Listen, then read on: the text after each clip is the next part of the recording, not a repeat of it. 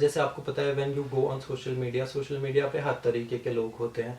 Among 100% of responses 20% 25% negative भी होता है. So I have got comments like तुम्हें कुछ बेहतर करने को था नहीं, तुम लड़कियों का काम करते हो, ऐसी ऐसी चीज़ें. सो क्योंकि लड़कियों का काम बोलते हैं मुझे, why should it be negative in the first place. औरतों ने जो इस क्राफ्ट को अभी तक आगे पहुंचाया है, I am very thankful to them. So I never saw it as negative. Kashmir life के आज के शुमारे में आपका इस्तकबाल है.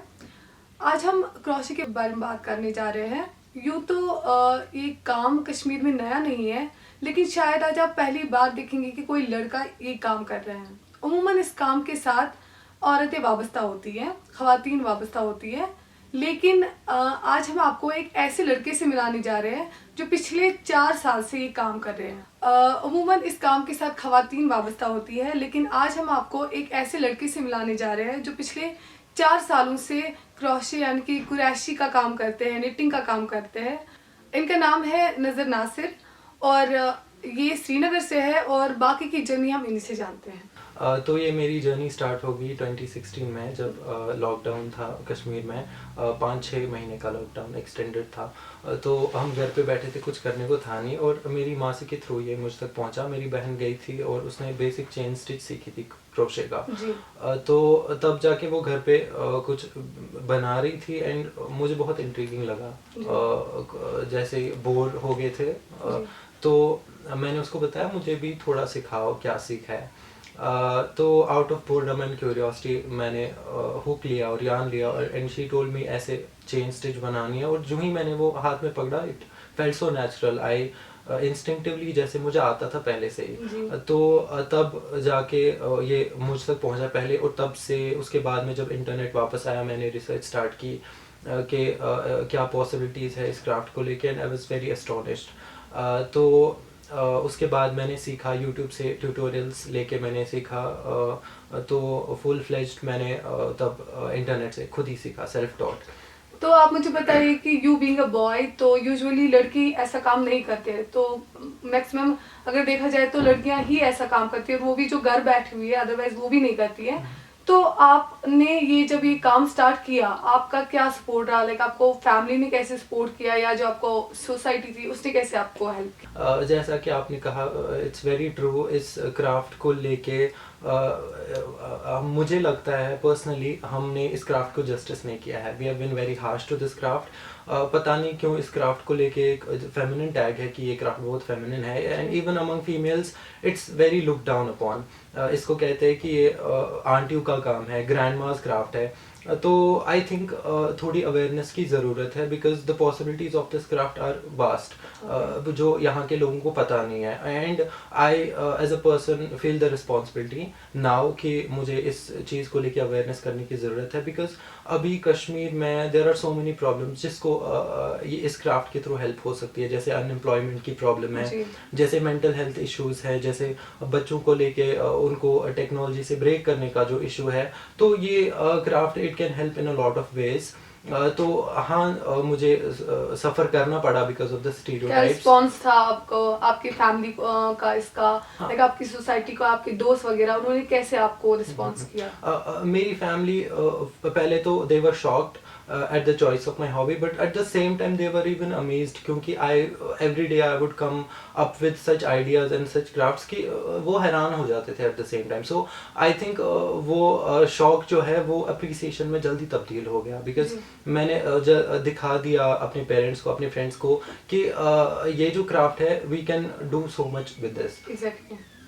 तो आप मुझे बताइए कि जो सोशल मीडिया है, आपने सोशल मीडिया पे अपना एक पेज बनाया हुआ है, उसने सोशल मीडिया ने आपको कैसे हेल्प की इस बिजनेस को ग्रो करने में? हाँ, तो जैसे आई रिमेम्बर फर्स्ट पहले जब मैंने एक हैट बनाई, वर्ड ऑफ माउथ से ये ट्रैवल हो गया. मैंने अपने फ्रेंड के लिए हैट बनाई, उसको किसी और ने देखा, दे प्लेस्ड एन ऑर्डर. तो ऐसे स्टार्ट हो गया पहली छोटी हॉबी से. देन इट स्ट्राइक मी कि क्यों ना मैं इसको एक स्मॉल बिजनेस में तब्दील करूं, बिकॉज सोशल मीडिया तो तब ग्रोइंग था, इंस्टाग्राम वाज ऑन ट्रेंड.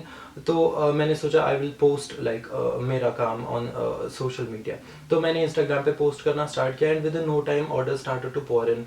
इतना अप्रिसिएशन मिला लोगों का, at the same time people wanted me to make stuff for them.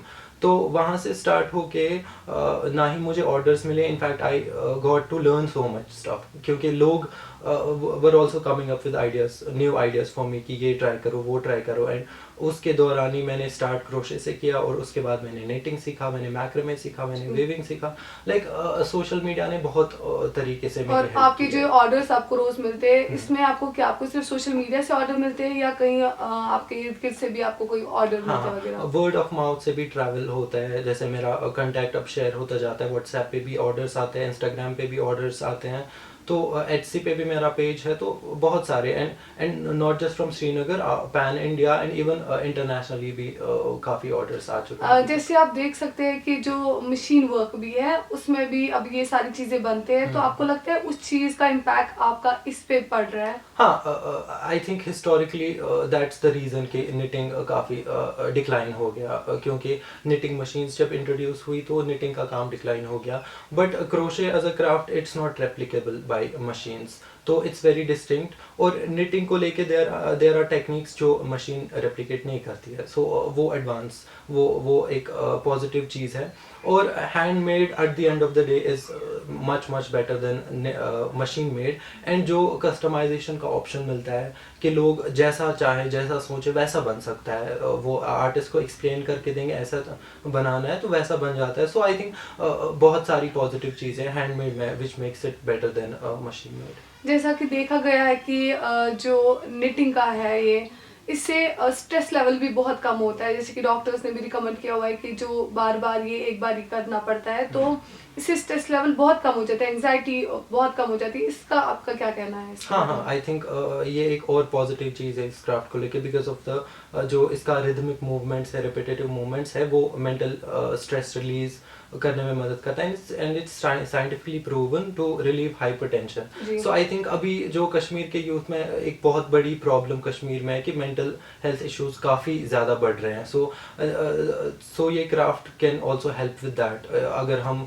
इसको लेके अवेयरनेस करें, वर्कशॉप्स करें, सो बहुत बहुत पॉसिबिलिटीज है कि मेंटल हेल्थ इश्यूज। तो आपको क्या लगता है कि मतलब आपको लेके लाइक आपके जो दोस्त वगैरह है वो आपसे कुछ इन्फ्लुएंस हो गए कि वो भी इस बिजनेस में आ जाए? कोई है ऐसा जो आपको देख के इन्फ्लुएंस होके वो बोले कि नहीं हम भी यही बिजनेस करेंगे वगैरह? हाँ, आई फील लाइक मुझे सोशल मीडिया पे देखने के बाद जो लोग इस काम को जानते हैं, जिन्होंने छोड़ा था, दे स्टार्टेड टेकिंग अप। मुझे आए दिन मैसेज आते रहते हैं कि आपको देख के हम इंस्पायर हो गए। Even people are wanting me to teach them. इंशाल्लाह आगे जाके वर्कशॉप्स होंगे, क्लासेस होंगे, तो I think more and more people now, जैसे स्टीरियोटाइप्स ब्रेक हो रहे हैं, are interested in such kind of crafts now. तो आप इस बिजनेस को अभी आगे लेके जा रहे हैं, आपको क्या लगता है आपका लॉन्ग टर्म प्लान क्या है? मतलब इज इट आप ये कंटिन्यू कर रहे हैं कि आपको कोई प्लान बी भी है? हाँ, अभी तो खैर इंशाल्लाह आगे इस साल में मेरा प्लान है कि मैं एक स्टूडियो खोलूँ जहाँ पे मैं ट्रेनिंग दूँ लोगों को। और क्योंकि कभी ऑर्डर्स का बहुत रश हो जाता है, तो इससे एक एम्प्लॉयमेंट भी जनरेट हो सकती है, क्योंकि आई बिलीव कश्मीर में बहुत सारे लोग हैं जो ये काम जानते हैं बट उनने छोड़ दिया because they don't know about the market. तो मार्केट को लेके अवेयरनेस करनी है एंड उनके लिए एक जरिया बनना है एम्प्लॉयमेंट का। तो आप कितना अर्न करते हैं? लाइक आप अभी आपको बहुत टाइम हो गया, 4 साल हो गए, तो कितना अर्न कर रहे हैं आप एक दिन में? आप कितना अर्न कर पाते हैं? अभी तो रिसेंटली मैंने स्विच किया है full time as a hobby. I would say एक दिन का आराम से 1000 to 1500 हो जाता था, but I think after doing it full time it can grow.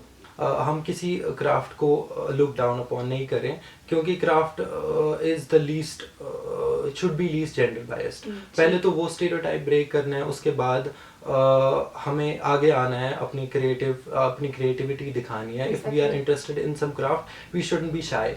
तो वो शाइनेस ब्रेक करनी है और टेक अप योर पैशंस और मेंटल हेल्थ को फाइट करो। आई थिंक वो ये एक बड़ा आपने बहुत बड़ा स्टार्ट भी इशू किया है। था 2016 में, जबकि सबका मेंटल हेल्थ हाँ बिगड़ गया था उन दिनों हाँ, लॉकडाउन जैसे के दौरान। Lockdown has been the reason of mental health. Exactly. और कुछ लोगों ने उसी लॉकडाउन को पॉजिटिवली लिया, and I think we should look at such things positively. हम कुछ पॉजिटिव सोचे और तभी जाके पॉजिटिविटी। पैंडेमिक में भी बहुत ज्यादा हो गया था टाइम, हाँ, तो हाँ, हाँ। उसमें भी कर सकते थे बहुत जी ज्यादा। जी बिल्कुल। हम ऐसी चीज़ें कर सकते हैं without any shyness, without any stereotyping.